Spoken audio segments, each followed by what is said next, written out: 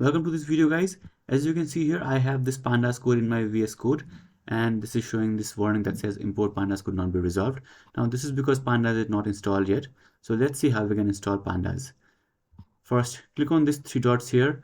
It's showing as three dots because I have zoomed in my VS Code. In your case, you can just click this terminal here and click on new terminal.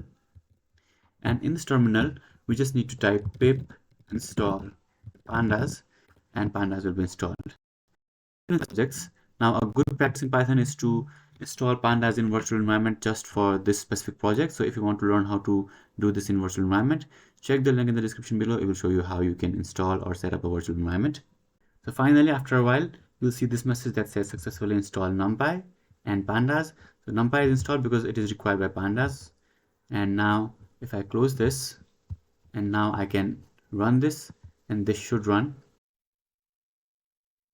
So as you can see, the output is printed and we have successfully installed pandas, but it is still showing this error.